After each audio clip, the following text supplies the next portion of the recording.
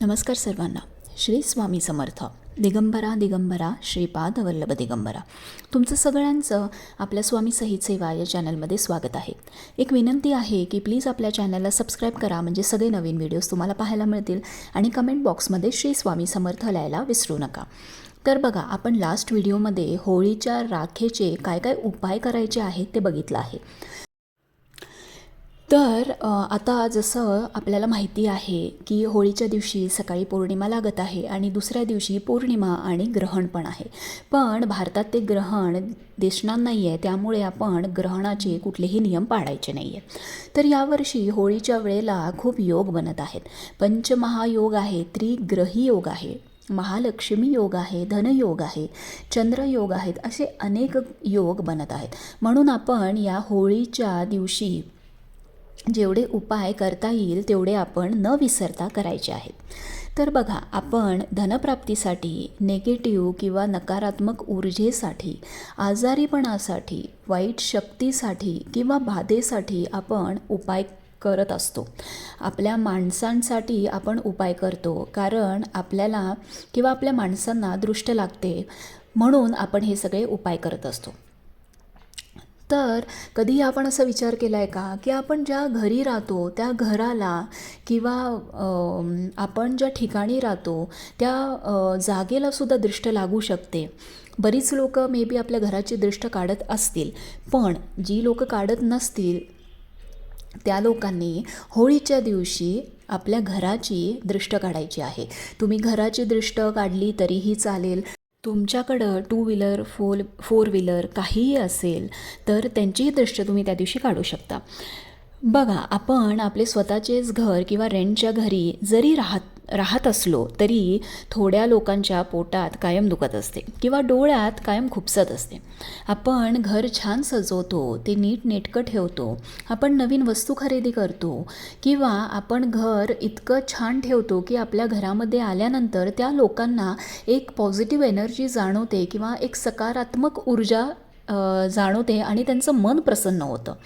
तर अशी काही लोकं असतात किंवा मी म्हणेन की आपलीच लोकं असतात की ज्यांना हे बघवत नाही आणि आपण घराची दृष्ट काही काढत नाही. त्यामुळे आपण होळीच्या दिवशी हे 2 उपाय नक्की करायचे आहेत. पहिला उपाय म्हणजे तुम्हाला एक नारळ घ्यायचा आहे. शेंडी असलेला नारळ घ्यायचा आहे. तुम्ही आता माझ्या हातात बघू शकता. हा बघा, नारळ हे श्रीफळ आहे. आपण नारळ देवासाठी, कलशासाठी, ओटी भरण्यासाठी, खाण्यासाठी किंवा होमासाठी आपण त्याचा उपयोग करतो. त्यामुळे आपण एक नारळ घेऊन तो सगळ्या घरात फिरवायचा आहे. तुम्ही तुमच्या मेन डोअरचा जो उंबरा आहे त्याच्या बाहेर यायचा आहे आणि मी आता इथं जसं दाखवते आहे तुम्हाला, तसं तुम्हाला क्लॉकवाईज म्हणजे एकाच दिशेने जसं मी दाखवते आहे तसं तुम्हाला 7 वेळा हा नारळ तुमच्या मेन डोअरवरून उतरवायचा आहे. मी परत एकदा सांगते, नारळ मेन डोअरवरून 7 वेळा क्लॉकवाईजच उतरवायचा आहे, उलटा अँटी क्लॉकवाईज उतरवायचा नाही आहे. तर बघा, आपण दृष्ट काढताना म्हणायचं आहे की बाहेरची दृष्ट, घरातील दृष्ट, लोकांची दृष्ट, शेजारा पाजाऱ्यांची दृष्ट, कोणाची पण आपल्या घराला जर दृष्ट लागली असेल तर ती जळून खाक होऊन जाऊन दे, असं म्हणायचं आहे. तो नारळ फिरवतानाच तुम्हाला 7 वेळा जेव्हा तुम्ही फिरवता तेव्हा हे म्हणायचं आहे. तुम्ही एकदा म्हणा, 2दा म्हणा, दॅट डझंट मॅटर. तुम्ही एकदा म्हटलं तरीही चालेल. फक्त 7 खेपा तुम्हाला क्लॉकवाईज तो तुमच्या मेंडोरवरून उतरवायचा आहे. एकदा उतरून झाला की परत तुम्ही उंबरा ओलांडून घरी यायचं नाही आहे. तुम्ही सरळ चप्पल घालून जिथे तुमची होळी पेटवणार आहे तुम्ही तिथं जायचं आहे डायरेक्ट. भले तिथं होळीला पेटवण्याला वेळ असेल तरीही चालेल. तुम्ही तो नारळ तुमच्या पूजेच्या ताटामध्ये ठेवा. जेव्हा तुम्ही जिथं जाल तिथं तुम्ही पूजा वगैरे करून घ्या, पाणी अर्पण करा. होलिका दहनच्या इथं तुम्ही सगळं पूजा झाल्यानंतर 7 प्रदक्षिणा काढा आणि जेव्हा ते प्रज्वलित करतील तेव्हा हा नारळ दोन्ही हातामध्ये घ्या. होलिका मातेला प्रार्थना करा की माझ्या घराला जर कोणाची दृष्ट लागली असेल तर ती तुझ्या पवित्र अग्नीमध्ये जळून खाक होऊन जाऊन दे, असं म्हणा. आणि तो नारळ व्यवस्थित त्या अग्नीमध्ये अर्पण करा. भरपूर लोक ना वाटेल तशा वस्तू फेकतात, भले मग ते गुजिया असून दे किंवा काही मिठाई असून दे किंवा त्यांना काही अर्पण करायचं असून दे किंवा काही कुठला नारळ, सुखा नारळ असून दे, म्हणजे ते लिटरली फेकतात.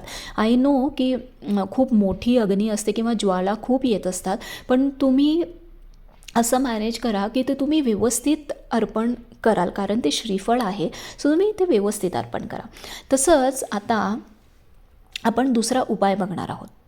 तर बघा, आपल्याला घराची दृष्ट काढतोच आपण, पण आपल्याला त्या दिवशी आपल्या मुलांची सुद्धा दृष्ट काढायची आहे. मग भले ते तानं बाळ असेना किंवा दुसरी तिसरीत असेना किंवा कितीही छोटी किंवा मोठी तुमची मुलं असेना, भले तो कॉलेज गोईंग असेल किंवा त्यांचं लग्न होऊन त्याला म्हणजे त्याचं लग्न होऊन बायको घरी आलेली असेल किंवा कितीही वर्षाचा तुमचा मुलगा मुलगी जे कोणी असेल, तुम्हाला त्या दिवशी आपल्या मुलांची दृष्ट काढायची आहे. बघा, आपली मुलं जी आहेत ती कायम रडत असतात किंवा कटकट करत असतात, भांडणे करतात किंवा कोणाला बघून खूप रडतात, कारण त्यांना एक एकदा लहान मुलांना ना एक एकदा सांगता येत नाही, पण ना त्यांना नेगेटिव्ह एनर्जी हे ते फील करू शकतात. त्यामुळं कधी पण तुम्ही बारीक लक्ष ठेवा की जी कोणी व्यक्ती, जर आपलं बाळ त्या व्यक्तीला बघून कायमच रडत असेल, म्हणजे भले ते चांगल्या मूडमध्ये असेल, वाईट मूडमध्ये असेल, भले ते कायमच रडत असेल, तर त्या व्यक्तीभोवती नक्कीच नेगेटिव्ह एनर्जी असते. तर तुम्हाला होळीच्या दिवशी तुम्ही संध्याकाळी पिवळी मोहरी घ्यायची आहे. बघा, इथे आपली नॉर्मल मोहरी चालणार नाही, तुम्हाला कंपल्सरी पिवळीच मोहरी घ्यायची. तुम्हाला माहिती आहे पिवळ्या मोहरीचं वास्तुदोष किंवा नजरबाधेसाठी हा किती इफेक्टिव्ह आहे.